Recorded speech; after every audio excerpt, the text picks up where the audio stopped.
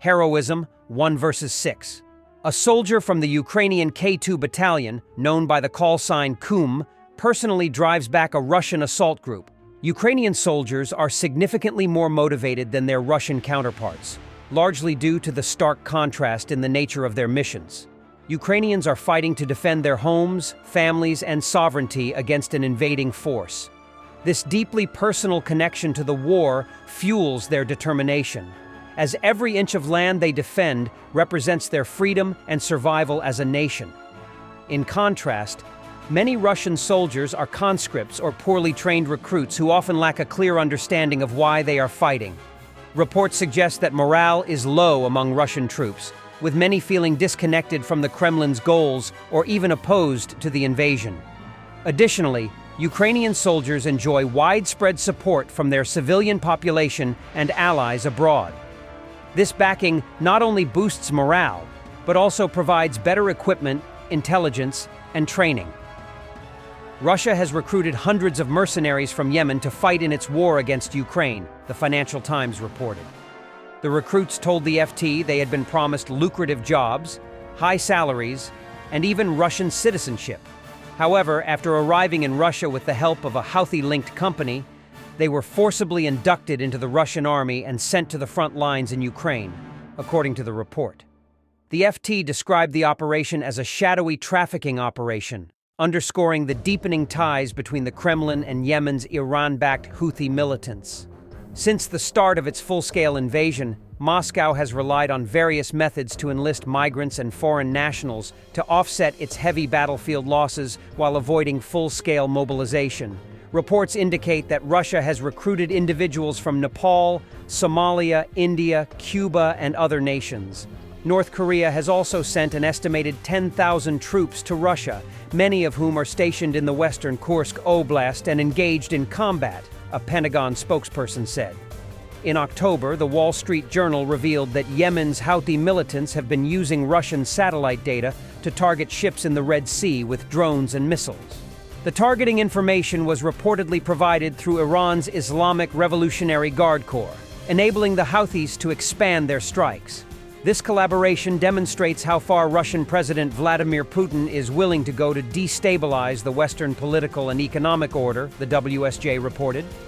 Analysts suggest that Moscow aims to foment unrest from the Middle East to Asia to distract the United States.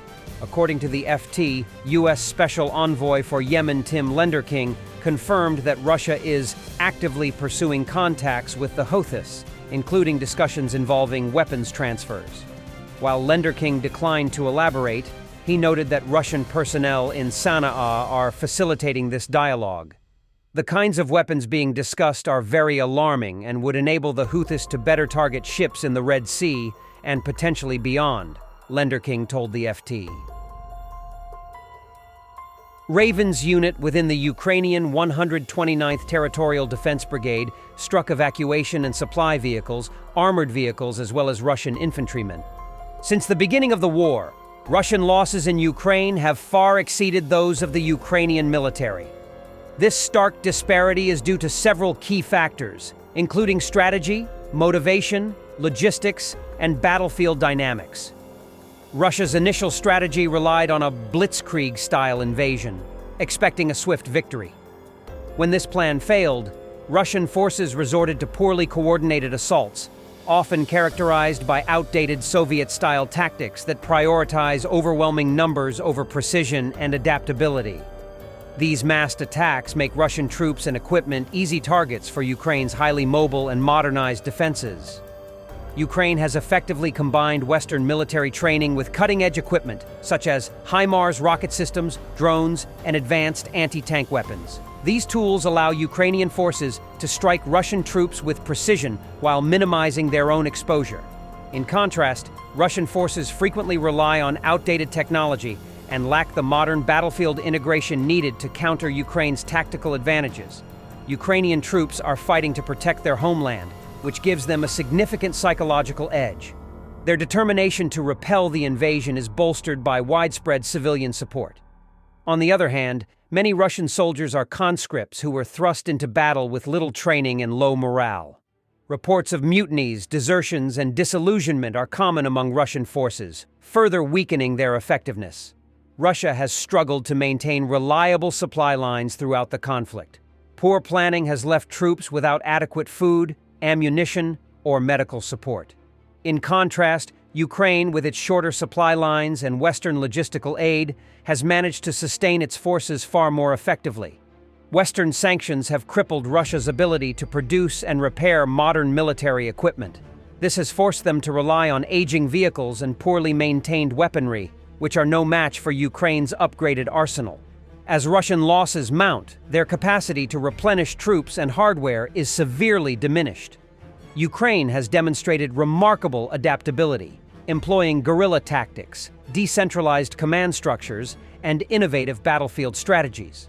Russian forces, on the other hand, are heavily centralized, slow to respond to changing conditions, and plagued by inflexible leadership. The higher Russian losses in Ukraine are a combination of strategic miscalculations, logistical challenges, and a lack of morale. As Ukraine continues to benefit from international support and innovative tactics, the gap in casualties is likely to widen, highlighting the immense toll that Russia's ill-conceived war has taken on its military.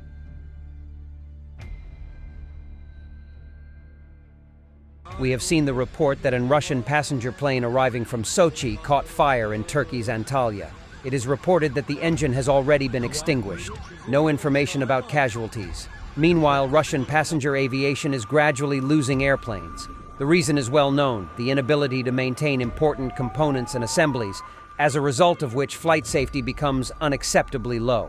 At the same time, there will be no smooth decrease in the number of serviceable aircraft. The process is dynamic, and once it has started, it will only accelerate.